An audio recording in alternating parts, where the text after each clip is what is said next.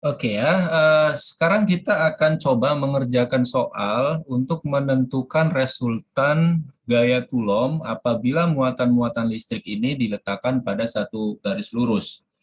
Contoh misalnya, perhatikan gambar. Jika Q1 sama dengan 4 mikrokulom, Q2 sama dengan 2 mikrokulom, dan Q3 min 9 mikrokulom, tentukan yang A dulu ya, resultan gaya Coulomb yang dialami oleh Q2. Nah, karena yang ditanyakan adalah resultan gaya Coulomb yang dialami oleh Q2, maka fokus kita ini pada Q2 nih terlebih dahulu. Q2 itu muatannya positif, yaitu 2 mikrokulom. Q1 itu juga positif, 4 mikrokulom.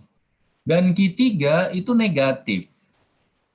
Nah, karena muatannya sudah kita tentukan seperti itu, ya di soal sudah ditentukan, barulah kita gunakan analisis vektornya. Yang pertama nih, Q2 oleh Q1, ini kan sama-sama positif kan? Maka Q2 oleh Q1 itu akan ditolak, betul, akan ditolak ke kanan. Ya, berarti ke kanan itu ada yang kita beri nama F21. Artinya gaya Coulomb pada Q2 yang disebabkan oleh Q1. Nah, berikutnya Q2 itu positif, Q3 negatif. Maka Q2 oleh Q3 diapain? Dia akan ditarik. Karena ditarik berarti akan ada gaya ke kanan, ya kan? Nah, gaya ke kanan ini yang disebabkan oleh Q3 kita kasih nama F2 oleh 3. Nah, dari sini kan jelas ya kan? Dua-duanya pada Q2 itu gayanya sama-sama ke kanan.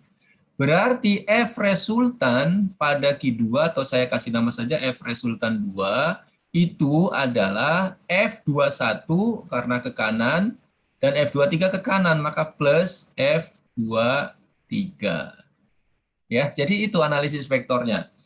Nah, lebih jelasnya saya ulangi di sini nih. Jadi ini ada Q1, Q2, Q3 ya, saya beri warna yang beda. Pertama, Q2 oleh Q1 karena sama-sama positif itu didorong atau ditolak ke kanan, maka ada F2 oleh 1. Lalu Q2 oleh Q3, Q3-nya negatif nih, Q2-nya positif, maka akan ditarik. Juga akan ada gaya ke kanan. Sehingga saudara-saudara sekalian, resultan gaya Coulombnya dapat kita tentukan tadi ya, saya ulangi ya. Jadi resultan gaya Coulombnya bisa kita tentukan sama-sama ke kanan ya, sama-sama ke kanan. Artinya kalau kita hitung matematikanya berarti F resultan 2 itu tidak lain adalah F23 ditambah F21 atau F21 ditambah F23. Nah, ini seperti ini. Nah, jika kita sudah menentukan resultannya seperti itu, maka kita tinggal ngitung ya. Kita hitunglah, misalnya saya hitung F21-nya dulu. F21 berapa nilainya? Maka berarti K kali Q2 kali Q1 per R1 kuadrat. Ya, R1 itu artinya jarak antara Q1 dengan Q2. Ini saya kasih nama R1. Nah, kita masukin angkanya, K-nya itu 9 kali 10 pangkat 9, Q2-nya itu adalah 2 kali 10 pangkat min 6, Q1-nya itu adalah 4 kali 10 pangkat minus 6 mikrokulom dibagi dengan R1. R1-nya berapa tadi? 9 ya kan? 9. Tapi kan itu senti. Kita jadikan meter, 9 pangkat min 2 meter dikuadratkan. Nah, ini saudara-saudara sekalian, nanti akan Anda dapatkan nilainya adalah 80/9 atau mungkin kita buatkan jadi pecahan 8,8 Newton.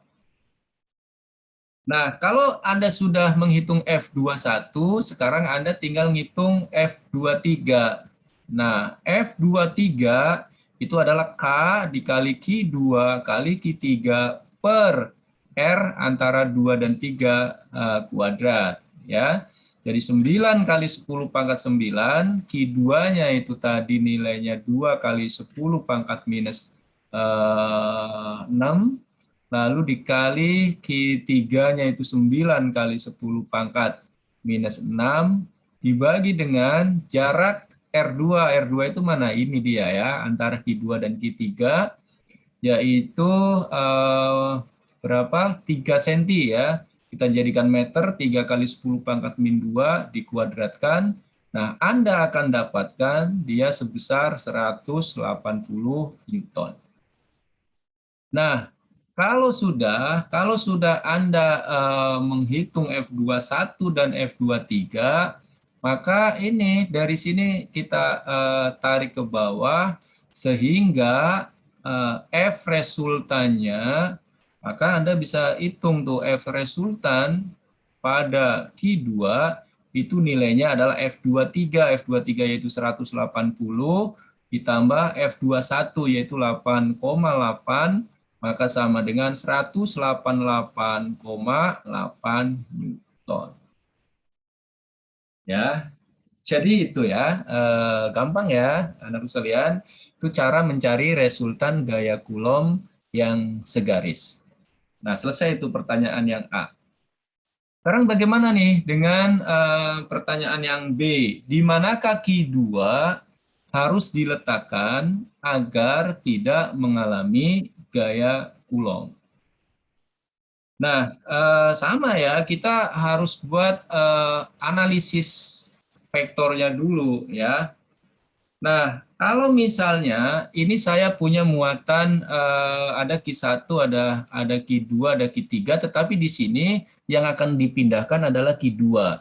Q2 harus diletakkan di mana agar dia tidak mengalami gaya Coulomb.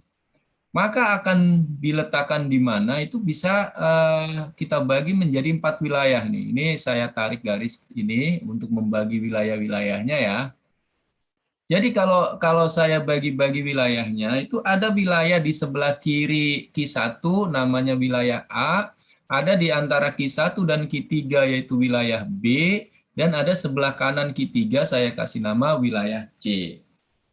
Nah, kalau pertanyaannya adalah Q3 harus diletakkan di mana agar tidak mengalami gaya Coulomb, maka ya kemungkinannya kalau nggak di A, di B, atau di C.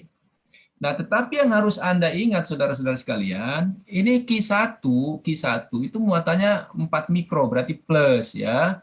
Q3 itu muatannya minus 9. Ya, sorry minus, ini plus 4 ya.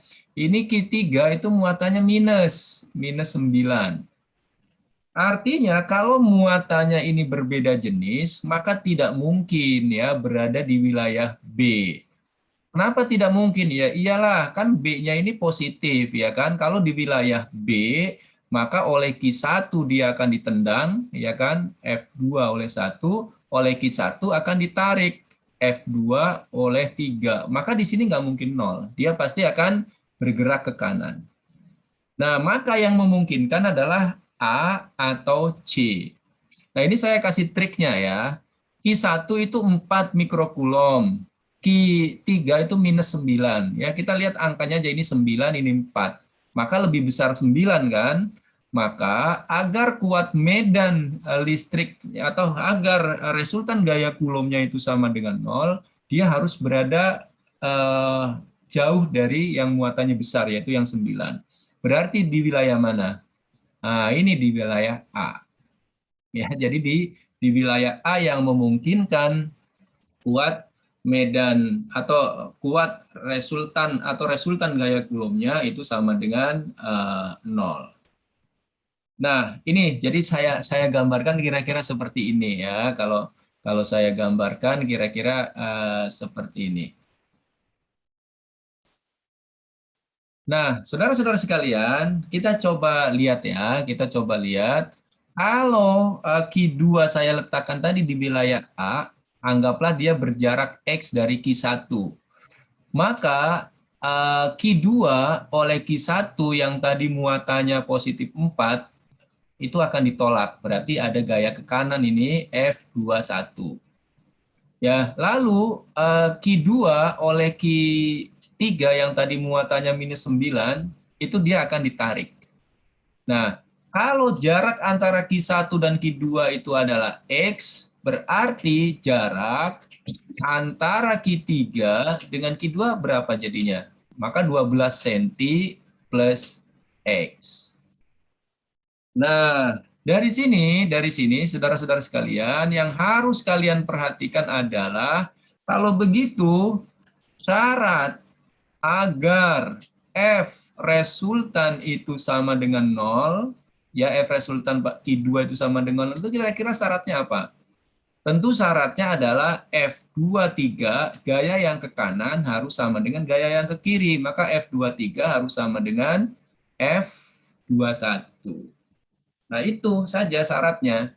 Maka kalau syarat ini sudah Anda penuhi, ya, kita hitung F23-nya, kita hitung F21-nya, maka Anda akan bisa menyelesaikan soal yang B ini.